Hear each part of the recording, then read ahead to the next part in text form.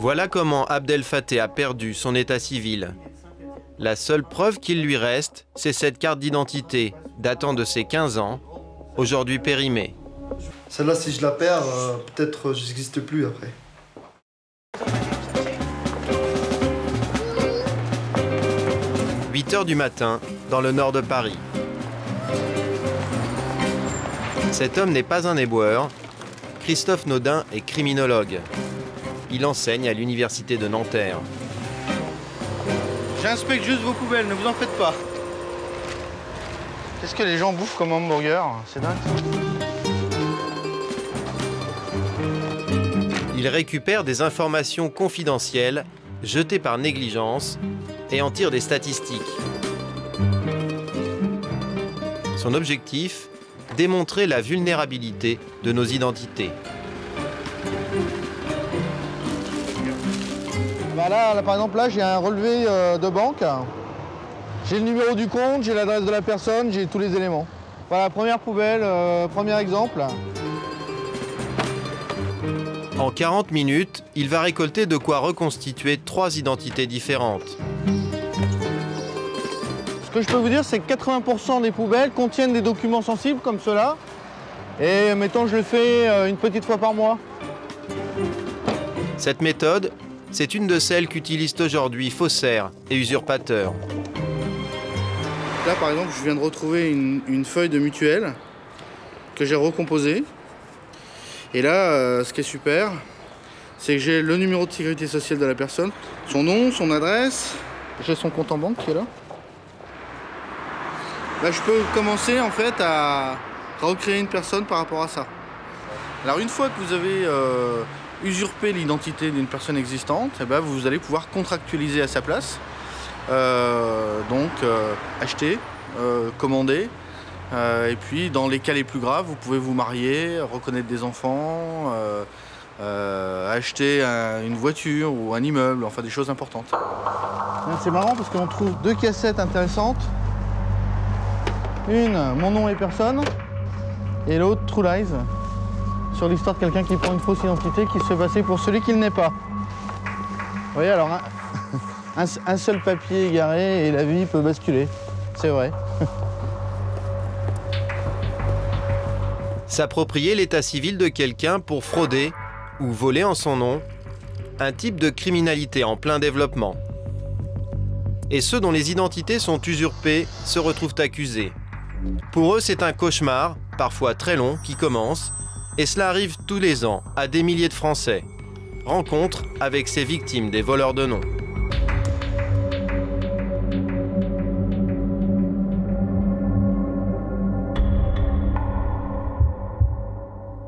Être victime d'une usurpation d'identité, cela peut conduire tout droit à la case prison.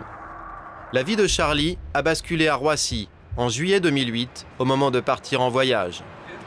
Donc au moment où j'embarquais, arrivé à la douane, je me suis fait arrêter par la police de la douane. Et donc là, on m'apprend que je suis en mandat d'arrêt international pour une escroquerie. Donc voilà, et je ne comprenais pas. Son avion part sans lui. Charlie passe 24 heures de garde à vue au commissariat de Roissy. Photo, fouille. Ils m'ont déshabillé comme un criminel. Pour eux, c'était directement de m'envoyer en prison. Le lendemain matin, on l'emmène au palais de justice à Paris. Il est présenté devant une magistrate.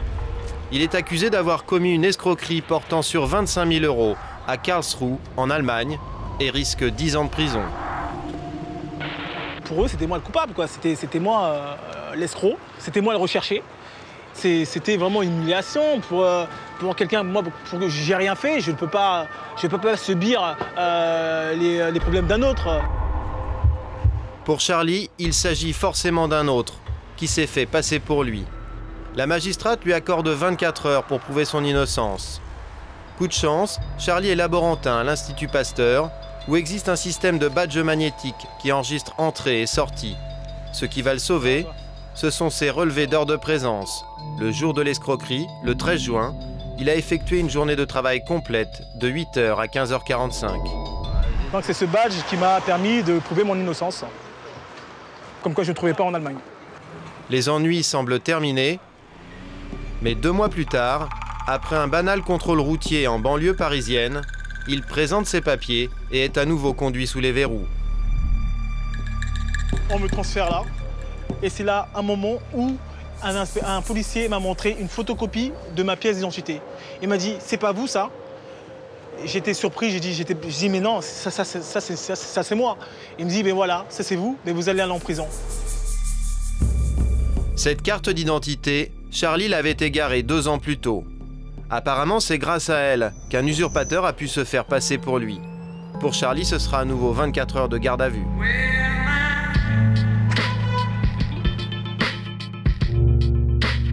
En mars 2009, la justice établit qu'il s'est bien fait voler son identité. Charlie se croit alors définitivement tiré d'affaire. Vous voyez ma famille juste au 2e étage. La Nathalie qui descend. Mais le mandat d'arrêt européen qui porte son nom court toujours. Le 4 mars dernier, à 6h30 du matin, la sonnette retentit dans l'appartement familial. Donc là, j'ouvre. Derrière la porte, c'est la police qui vient arrêter Charlie pour la 3e fois. Et j'ouvre la porte. Ah ouais. Et là, il me dit, suivez-moi, là vous êtes arrêté. Je dis, comment ça? Il me dit, si c'est pour la même histoire, ma mère me dit, on a toutes les preuves nécessaires qui justifient mon innocence. Après, ils m'ont mis les menottes dans le dos et je comprenais pas. Et il y a mon petit frère, qui était là, il a vu les parents, le père, c'est mignon. Donc, frères qui ont des sociétés, d'autres frères qui travaillent à Roissy. Le problème de Charlie est devenu celui de toute sa famille. Son père, sa mère, ses sœurs, tous craignent que Charlie se retrouve à nouveau sous les verrous à la place d'un autre. On le suit maintenant à la trace. Partout où il se rend, on est obligé de voir si tout se passe bien, s'il n'a pas de problème avec les flics, enfin avec la police. Quand il est au travail, j'appelle Charlie, tu es au travail, ça va. Quand il est, comment on appelle, dans les métros, il dit Charlie, ça va, à chaque fois. Moi, mais je n'aime pas les cas tranquilles. J'ai peur qu'à chaque fois, on lui arrête pour ça. Charlie a démontré qu'il n'avait rien à voir avec l'escroquerie commise en Allemagne. Mais sa carte d'identité continue à circuler. Et il reçoit régulièrement des amendes ou des factures impayées à son nom. Il y en a pour plusieurs milliers d'euros. Je ne sais pas combien de Charlie qui se promènent. Donc peut-être qu'il y a des Charlie qui se promènent en France, des Charlie qui se promènent en Allemagne. Donc oui, j'ai peur. On craint le pire, on craint qu'on nous annonce que le monsieur, enfin la personne qui a pris l'identité de Charlie, ait fait une grosse connerie.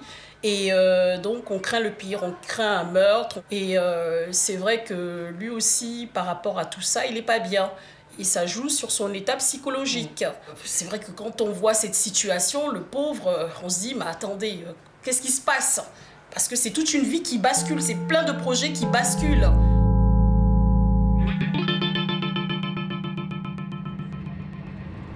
Le plus difficile, pour ceux qui se sont fait voler leur identité, c'est de prouver qu'ils sont bien eux-mêmes. Le criminologue Christophe Naudin rencontre régulièrement des victimes d'usurpation. Il les aide à se sortir du labyrinthe judiciaire et administratif. En général, je tombe souvent sur des gens qui sont désespérés, des gens qui sont traumatisés, donc qui essayent de bien vivre, hein, mais des gens qui sont profondément marqués par cette épreuve. En plus de ça, ce qui me surprend beaucoup, c'est que c'est une épreuve qui dure longtemps. Elles ont beaucoup de mal à se défendre, parce que le droit n'a pas prévu qu'une victime ait à prouver son identité. Mesdames, Mesdemoiselles, Messieurs, dans quelques instants, nous arriverons en gare de Lyon. Ce jour-là, il se rend à Lyon pour rencontrer Abdel Fatteh Essaïnia. Cet homme cherche à récupérer son nom depuis 4 ans. Français, né à Lyon, il vit aujourd'hui comme un clandestin. Si vous voulez, j'ai pas de vie. J'ai pas de vie, à part je travaille, je rentre chez moi et voilà. J'ai pas de vie. Cela a commencé en 2006, lorsqu'il s'est présenté à sa mairie de Fontaine-sur-Saône pour renouveler ses papiers. Bonjour, vous allez bien? Ouais, ça va un petit peu. En fait, je voulais savoir, est-ce qu'il y a des nouvelles? La dernière fois qu'on a eu Voilà, oui, c'est le réponse. dossier toujours en instance au ministère de l'Intérieur. Dossier toujours en instance. Oui, regardez, je ne mens pas. Hein, dossier toujours en instance à ce jour. Mais on ne sait pas ce qui bloque. À quel niveau, on ne sait pas. Voilà, c'est le problème. Vous le connaissez bien, donc, monsieur? Ah bah oui, parce que Une fois par mois. Ouais. je l'envoie, puis dès que j'ai quelque chose, on vous passe un coup de fil. Merci bien. Merci Allez, bien. au revoir, bonne journée. Sa demande est bloquée parce que l'administration a été sollicitée par 2 autres, Abdel Fattah et Saïnia, et il ne parvient pas à convaincre qu'il est bien le vrai. Ça fait 4 ans que j'entends les mêmes réponses. C'est ça que... Voilà, moi, c'est de me délivrer une pièce d'identité. C'est ça que je veux. On va tout mettre à plat. J'espère, parce que ça fait 4 ans que je viens... Privé de papier, Abdel Fattah a dû renoncer à un projet de mariage à cause de l'usurpation. Il se sent perdu et impuissant. Christophe Naudin va l'aider à faire la preuve de son identité. Mais à qui je prouve? À qui? C'est là que je trouve pas à qui. Et je cherche, j'ai pas trouvé jusqu'à maintenant. Ça fait 4 ans que je cherche, j'ai pas trouvé, je prouve à qui ma vraie identité. Abdel, je vais vous poser des questions sur vous, hein, et puis vous allez me répondre du mieux que vous pouvez, et vous faites un gros effort de mémoire pour me dire les choses que je vais vous demander. Il va même devoir solliciter la mémoire de toute la famille. Est-ce que vous vous souvenez du nom de vos professeurs? Franchement, je me rappelle plus. C'est un peu vieux. Comment s'appelait l'enseignant de français? Habiba Chaoui. Habiba Chaoui. Voilà. Alors, Habiba Chaoui. Il y a prof de Prof sport. d'anglais, je me rappelle. Ça, ce sont des questions qui, si on les pose à l'usurpateur le jour où, en fait, on va l'interpeller, il ne peut pas répondre à ça. Les usurpateurs laissent derrière eux des traces, des amendes, des paiements réalisés sur un compte ouvert au nom d'Abdel Fattah. Autant d'indices qui peuvent permettre de remonter une piste. Je suis prêt à parier que ça, c'est des dates de week-end. Voilà. Donc il y a des gros chèques et des petits chèques. Et d'après ce que je vois, moi, dans les papiers, il y a plusieurs personnes, en fait, qui ont utilisé votre identité. Donc je pense qu'elle a dû être vendue, votre identité. Il y a une carte d'identité qui a tenté d'être faite à Marseille, et puis il y a l'autre qui a été faite, je sais pas où. Voilà, et donc il y a 2 cartes d'identité déjà. Et comment quelqu'un a pu se faire établir cette carte d'identité? Il a sans doute eu un extrait d'acte de naissance d'Abdel, simplement en écrivant à Lyon, en disant voilà, je voudrais un acte de naissance. Et puis à partir de là, bon, il a un petit peu construit d'autres éléments probatoires avec une adresse, avec des choses comme ça. Et voilà, et ensuite il s'est fait faire des papiers. Voilà comment Abdel Fattah a perdu son état civil. La seule preuve qu'il lui reste, c'est cette carte d'identité, datant de ses 15 ans, aujourd'hui périmée. Je vous dis la vérité, moi, si ça m'aide. Celle-là, si je la perds, peut-être je n'existe plus après. Je suis arrivé à un stade où j'ai même pensé au suicide. Au moins je termine cette vie qui... Parce que j'ai rien.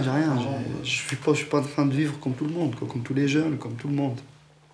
Je ne suis pas certain que les magistrats mesurent toujours l'importance des infractions liées aux problématiques identitaires. Et deuxièmement, pour eux, une usurpation d'identité, bon, c'est pas si grave. Bon, et puis que M. Saïnia soit interdit bancaire jusqu'en 2013, bon, bah ok, c'est embêtant, mais c'est pas si grave. Moi, je pense que c'est très grave. Comment nos identités peuvent-elles être volées, revendues et utilisées par les usurpateurs et les fraudeurs? Quelles sont les méthodes qu'ils utilisent? Répondre à ces questions, c'est une des missions du commissaire Joubert, la patronne du bureau de la fraude documentaire au ministère de l'Intérieur. Une des méthodes classiques d'usurpation consiste à utiliser les papiers d'une vraie personne en changeant simplement la photo. Sur certains anciens modèles de passeport, c'est très facile. La sécurisation de la photo est vraiment très faible et il était très facile de le substituer. Et la photo, en fait, elle est rapportée, elle n'est pas imprimée. Et en fait, c'est très aisé de la décoller et puis de remettre sa photo. Donc là, en l'occurrence, ça permet une usurpation puisqu'en fait, le fraudeur va maintenir le nom, le prénom, les mentions liées à l'identité et va modifier uniquement la photo. Autre mode opératoire, le plus simple mais aussi le plus risqué, c'est de jouer sur la ressemblance, sans même changer la photo, comme ici. Donc là, par exemple, vous pouvez le voir, la photo sur le document, vous voyez les guilloches là derrière, hein, et donc ça, c'est l'usurpatrice. Rien que la bouche, vous voyez bien que la bouche, c'est pas la même forme concernant la bouche. Pour démêler le vrai du faux, la police utilise ce logiciel de formation. Il fonctionne comme un jeu. Il s'agit de trouver si les deux photos représentent ou non la même personne. Les oreilles sont vraiment différentes. Ouais. Ah, c'est le même ou pas? Non. Non, alors pourquoi non? Les yeux... Ah, si, c'était le même. C'était le même. C'est le même? Attends. Ouais, mais je dirais que c'est le même là. Ah ouais, je dirais que non, mais bon. Ah, c'est le même, voilà. Pour détecter l'usurpation, les policiers décomposent les éléments d'un visage. Ah bah c'est pas forcément évident, hein. Rien que le policier à l'aéroport, il a tout un avion qui sort, les passagers veulent passer vite, c'est pas évident, effectivement. Dernière méthode, celle qui se développe le plus, l'usurpateur se fait faire de vrais papiers au nom d'un autre. On ne fraude plus sur le document final, mais on fraude sur les documents qui sont nécessaires à la constitution du dossier. Ce qui est facilité, bah, effectivement, hein, c'est l'accès aux actes de naissance par Internet ou l'absence de vérification lorsqu'on le délivre. Hein. Ça, c'est une problématique. Une vraie faille. Sur le site Internet de nombreuses mairies, il suffit de se procurer le nom, la date et le lieu de naissance et le nom des parents d'une personne pour obtenir une copie de son extrait d'acte de naissance. On peut ensuite se faire établir de nouveaux papiers authentiques avec l'identité d'un autre.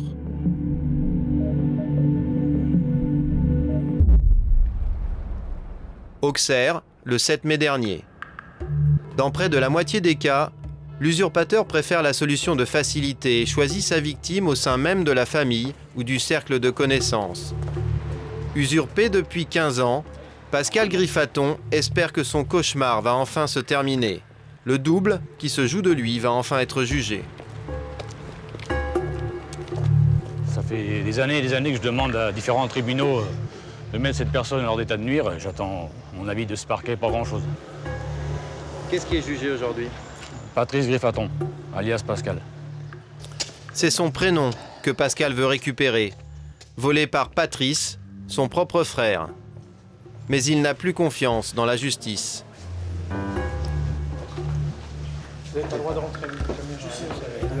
L'usurpateur a été arrêté, mais pas incarcéré. Il est en cavale et ne viendra pas à l'audience.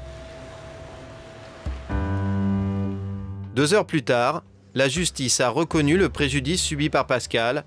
L'usurpateur a été condamné à 4 ans de prison ferme.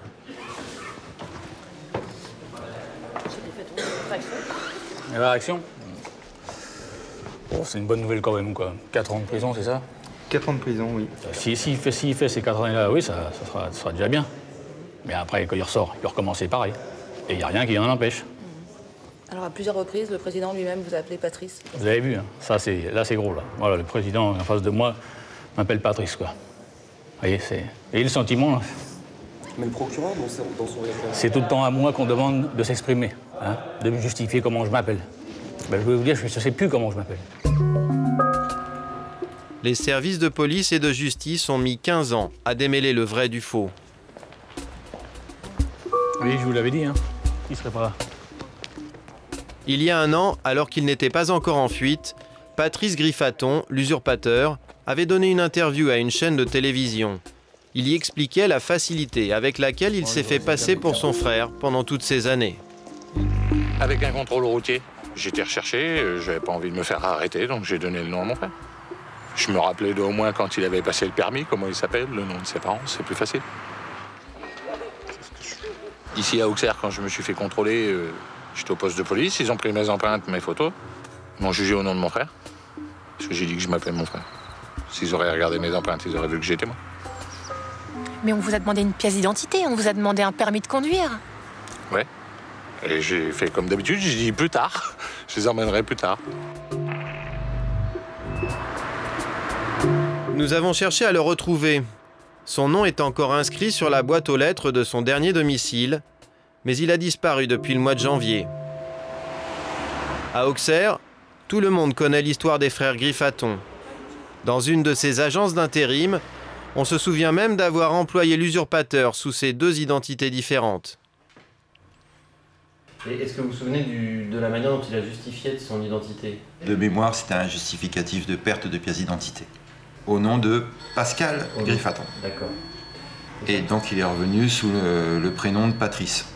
Donc on a discuté un petit peu, et puis bon, il m'a avoué qu'il avait commis cette usurpation pour éviter quelques petits soucis juridiques.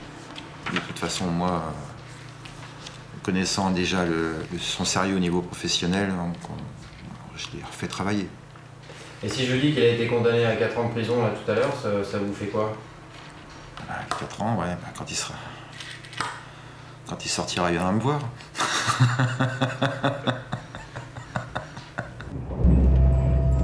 En 1998, Pascal Griffaton a fui la Bourgogne pour s'éloigner de son usurpateur et habiter à Angers. Mais les ennuis l'ont vite rattrapé pour ne plus le quitter. Pascal, bonjour. Bonjour, maître Boulet. La seule personne sur qui il a pu compter, c'est son avocat. Malgré la condamnation de son frère, Pascal craint toujours de recevoir des amendes, des condamnations ou des impôts à payer à la place de Patrice. Griffaton Pascal, il y a différentes adresses. Fontenay-aux-Roses, là c'est dans la région parisienne. Du coup, Pascal a pris l'habitude de noter tous ses rendez-vous pour justifier de son emploi du temps, au cas où.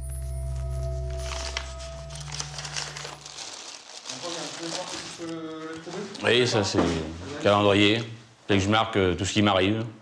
Pour si des fois il s'est fait arrêter à un autre endroit de la France, dire tiens ce jour-là j'étais chez le médecin, j'étais là-bas, j'étais ici, voilà quoi. Voilà, je marque tout. Si on me payait pour tout ce que je fais pour me protéger, disons, parce que j'en fais du travail pour expliquer que c'est pas moi. Depuis 15 ans, la vie quotidienne de Pascal est un enfer, rythmée par les injonctions d'huissier, les convocations au tribunal ou au commissariat. Espèce. Ses courses, il les paye en liquide. Son compte en banque a été fermé à cause des amendes et des impayés, laissés à son nom par son frère. Pour les achats, je demande à ma femme qu'elle me donne de l'argent, puis je vais faire les courses, parce que j'ai pas de compte bancaire. Quand vous n'avez pas de compte en banque, vous vivez tout simplement pas du tout. Vous pouvez pas vivre. Je survis juste parce que j'ai une femme, sinon je serais à la rue. Pascal souffre de dépression. Il a été déclaré en invalidité et ne travaille plus. Si je travaille, l'infraction qu'a commis l'autre, les délits, l'argent qu'il a engendré comme dette sous mon nom, ce sera à moi de les payer. Il y aurait des saisies sur mon salaire. Il dit même que si j'avais une voiture, elle serait saisie aussi, et ainsi de suite. Je peux rien avoir, je peux rien avoir du tout. Je reçois des amendes à l'appel alors que je n'ai pas de véhicule. Mais apparemment, je sais pas, ils ont dû me prendre à 130 km/h à pied sur l'autoroute, je sais pas. Ah bon, ce permis me sert à rien du tout, il dort dans mon portefeuille, c'est tout. Je peux pas le prendre. Tout jeune, Pascal a travaillé dans la restauration. Son ancien tablier trône toujours dans la cuisine en souvenir de sa vie d'avant. Une bonne partie de ses journées et de celles de sa femme, Sabrina, sont consacrées à contrer les ennuis judiciaires et administratifs. Une des dernières ruses de l'usurpateur, c'est d'avoir réussi à se faire transférer les droits de Pascal à la sécurité sociale. Là, c'est la signature de l'usurpateur, Griffaton Patrice, mais qui se fait appeler Pascal. Voilà, son écriture, sa signature. La pièce du dossier qu'il ne sort jamais, la voilà. C'est la photo de Patrice, l'usurpateur. Je peux pas la voir du tout, je la regarde pas, elle va être reclassée immédiatement, terminée, quoi. Je regarde pas cette photo-là. Voilà. Ça fait mal? Ah oui, ça me fait très mal, oui, c'est...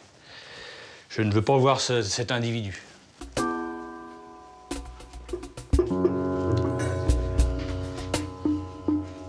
Il peut pas l'oublier, c'est constamment. Il pense constamment. Quand on reçoit pas de papier, il a des contacts avec l'avocat. Et puis les peu de temps entre, c'est des temps courts. Donc ça nous prend tout le temps. Cela fait longtemps que Pascal ne descend plus chercher le courrier. C'est Sabrina qui s'en charge, avec à chaque fois la boule au ventre. On a toujours peur de recevoir des amendes ou des choses qui ne nous concernent pas. Parce qu'on sait très bien qu'il continue. Donc forcément, on aura du stress tout le temps, tant qu'il ne sera pas enfermé. Ça boumine la vie de famille, la vie de couple? Bah forcément. Je peux pas savoir si c'est vraiment une vie de couple ou une vie de famille qu'on mène maintenant. Au début on était bien, maintenant c'est plus notre vie quoi. Il nous a bousillé notre vie.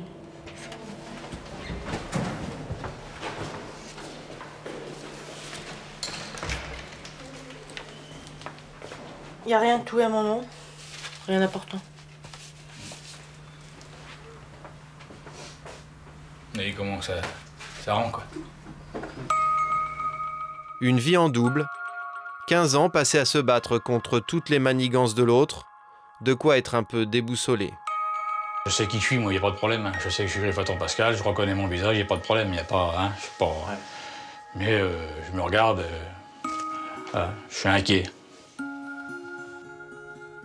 On ne le retrouvera pas. Dans 5 ans, il y aura prescription et il n'aura encore pas fait la peine, quoi. Et surtout, il n'y a rien qui l'empêche de continuer. C'est-à-dire que même qu'on l'incarcérerait ou pas, c'est pareil. C'est exactement pareil. Il peut aussitôt continuer, se refaire appeler Pascal. C'est d'une facilité, mais alors, comme ça, vous pouvez vivre toute votre vie tranquillement sur le dos des autres. À Paris, Charlie Coissy a rendez-vous avec son avocat. Merci, on va tarder. Merci. Il est convoqué en Allemagne, où il est toujours sous le coup d'un mandat d'arrêt européen lancé à son nom. Il redoute de s'y rendre, car pour la justice allemande, il est toujours suspect. Et il n'a toujours pas réussi à comprendre ce dont on accuse exactement celui qui s'est fait passer pour lui, son alias. Étonné du fait que j'ai donné toutes les preuves nécessaires. La première arrestation, c'était le 4. Et donc aujourd'hui, ce fameux alias se fait apparemment passer pour moi, ou moi je fais apparemment passer pour alias, je ne comprends rien. Tout est flou, donc... Le problème, c'est que vous ne serez jamais ici innocenté. C'est pas ici que vous le serez. Je veux dire, tant que vous n'irez pas en Allemagne apporter les éléments que vous voulez, vous allez...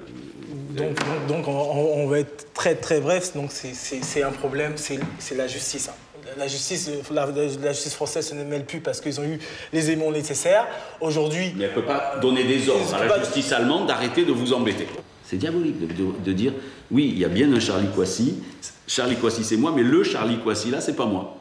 On va dire, bah, prouvez-le, mais pour le prouver, il faut aller le prouver là-bas. C'est un coup de massue pour Charlie. Ah, c'est pas gagné, hein.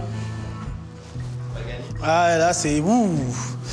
Là, ça va être encore un autre combat. Mais bon, on n'a pas le choix, hein. Il nous a dit de partir, je vais y aller, hein. Ah, c'est... Ouh. Je sais pas comment... Oh, putain. Ah, ça va être tendu. Putain. Il va devoir prouver à nouveau qu'il est bien le vrai Charlie Coissy, en Allemagne cette fois. Le cauchemar continue. On estime qu'il faut en moyenne 3 ans à une victime d'usurpation pour retrouver son identité.